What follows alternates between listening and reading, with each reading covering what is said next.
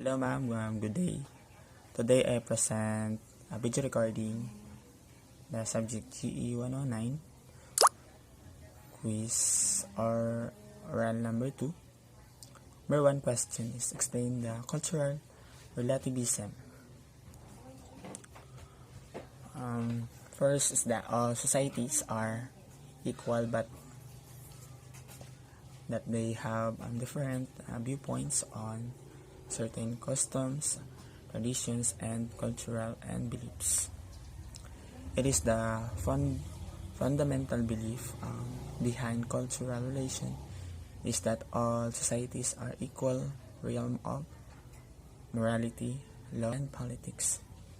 It comes in play in a sense that there is no right or wrong in society's interpretation of different events, and it drives his or her interpretation of religion, education, gender rules, and other issues.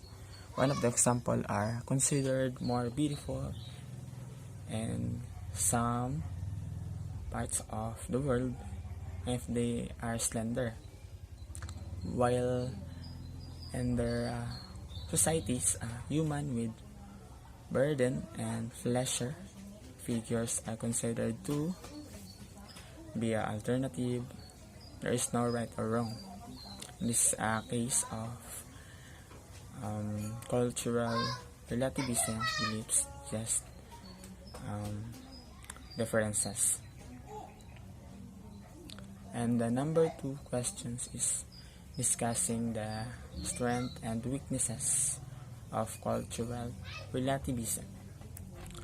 My answer and explanation is the strength of cultural relativism is it is promoting greater diversity on how understand the ethical differences of on how reduce the likelihood of an imperialism imposition of values.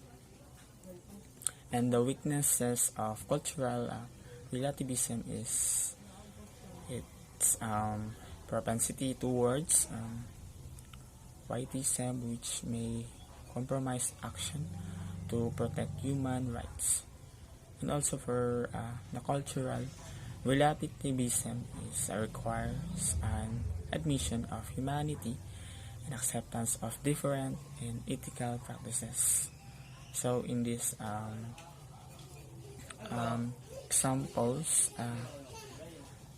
discussing about the strength and weaknesses are awareness of different. Let's proceed to the 3 questions. How were problems rooted in Filipino qualities? Give 3 examples about problem.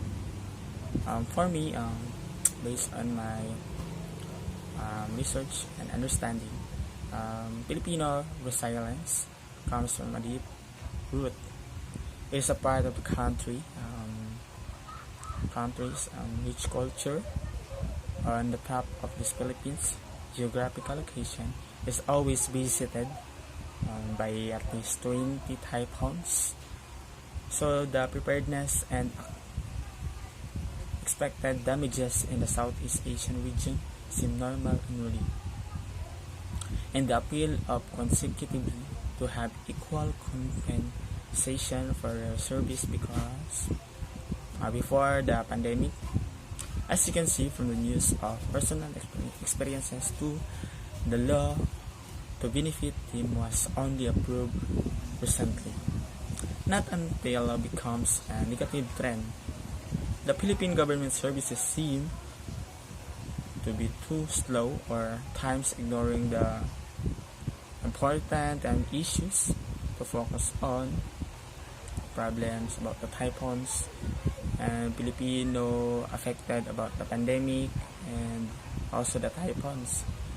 And another programmatic sample is beneficiaries of the social amelioration program, which give mostly negative feedback. And the last 3 questions recommended ways on how should Filipino have done things differently. Give at least three examples of the Filipino have done things differently. Also, Filipino are very, like what I said, very resilient in times of calamities and catastrophes like typhoons. Filipinos always manage to rise and above the challenge. Instead of the wallowing, they manage to pick themselves up and smile. Then the second example, Filipinos take pride in their families. Also, Filipino, they have pride. Each of us in a family group. And also in the Philippines, it is a family first.